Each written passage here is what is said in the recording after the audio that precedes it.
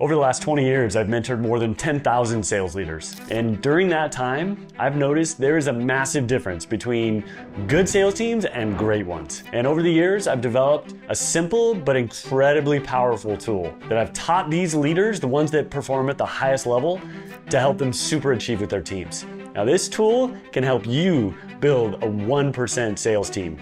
And I call it the Mind, Heart, Feet Assessment. And it's the world's simplest tool. And if you use it, you'll be able to motivate your team to hit bigger goals than you or they thought possible. So in this video, I'm gonna break down exactly how you can use the Mind, Heart, Feet Assessment yourself as a leader to transform your sales team. All right, let's get into it. So here's how it works. For every person that reports directly to you, you wanna do a Mind, Heart, Feet Assessment. And listen, it's not complicated, but it is powerful.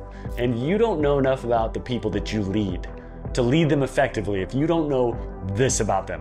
Where's their mind at? Where's their heart at? And what are their feet doing? Mind, heart, feet. So let's break it down. First, where's their mind at?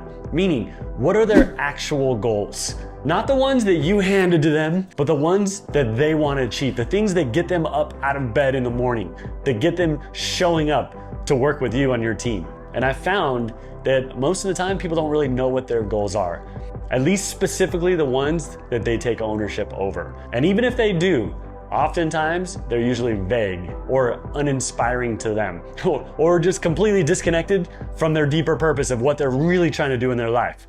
So your job as a leader is to help them clarify what specifically are they trying to accomplish? What do they want to bring into their life? What are they pushing for? What makes them tick? What drives them? And so it starts with a very clear, specific goal. And with that is, why are they on your team? What's keeping them showing up every day? So this is just giving us indication on where's their mind at? What is their specific focus? What are their goals?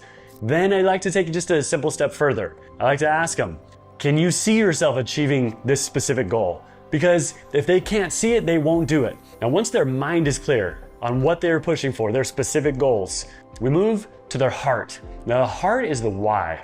Why do they want that goal? What is the deeper purpose and meaning? So they say they want to double their sales in the next 180 days. What does that bring into their world? And here's the thing, most people don't want it bad enough.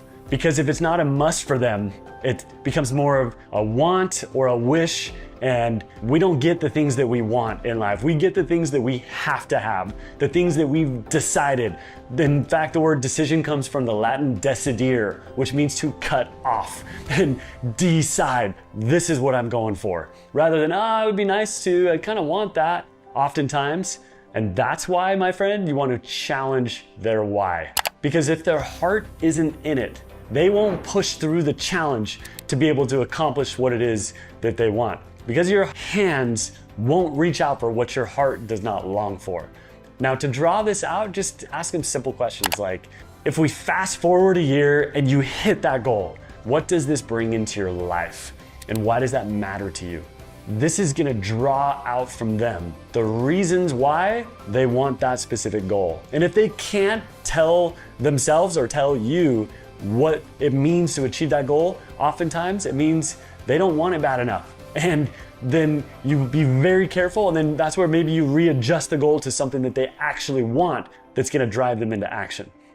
Now, until their mind and their heart are fully aligned, their motivation will always be shaky. Meaning, if their goal is not clear and the reason for that goal is not strong, holy smokes, motivation is going to be in the toilet. So just be aware of that. But if their goal is crystal clear and their reason for wanting to achieve that is strong, motivation will be at the highest level and will get them to kick themselves in the booty into action to accomplish what it is that they want. Now, most of the time, I've found if somebody's struggling, that those two are not aligned. And I've also found that when they are in alignment, goals clear, the reason for wanting that goal is strong, holy smokes, magic happens. Now, okay, let's move to the feet. We talked about the mind, we talked about the heart, let's dive into the feet. The feet represent their actions. This is their results.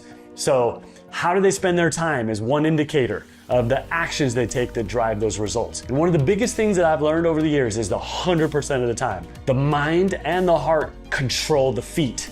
So if someone on your team is struggling, maybe they have a feet problem, meaning they're underperforming, they're not getting the results that they want or that you want with them as a leader as you're guiding them, it's almost never just a feet problem. It's always an opportunity with the mind and or the heart. Now, either their goals are not clear enough, the mind, or they don't want it bad enough, the heart, and their motivation and their specific goals are not tied to a deep enough purpose to get them into action when the going gets tough. Now listen, when we nail the mind and the heart, then the feet will naturally follow. So as a leader, the mind, heart, feet assessment is one of the tools that will help you build a high-performing sales team. You get each person aligned with their mind and their heart and their feet. Work on them. The key is effective one-on-ones. Meet with them one-on-one. Find out what their specific goals are. Find out what those goals mean to them by achieving them. And then what are their feet doing about them? Every single person that you meet with, a simple one-on-one meeting to identify that's gonna give you a solid foundation to be able to lead. So listen, my friend, your mind and your heart control your feet. As a leader, putting that in the framework of each person that you lead. Where is their mind at? Where is their heart at? What are their feet doing? That's gonna give you a foundation, just as a starting point to help you be able to lead and guide and serve that person in the highest degree.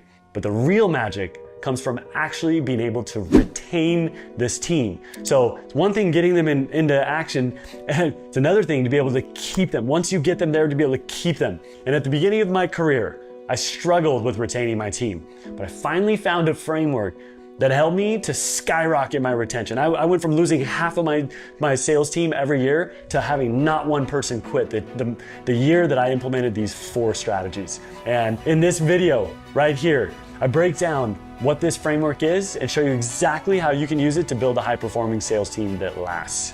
Okay, so with that, I hope you found a ton of value. If you like this video, give it a thumbs up. If you didn't like it, give it a thumbs down, but I wanna hear from you either way. And make sure to check out this video on the 4 secrets for high retention.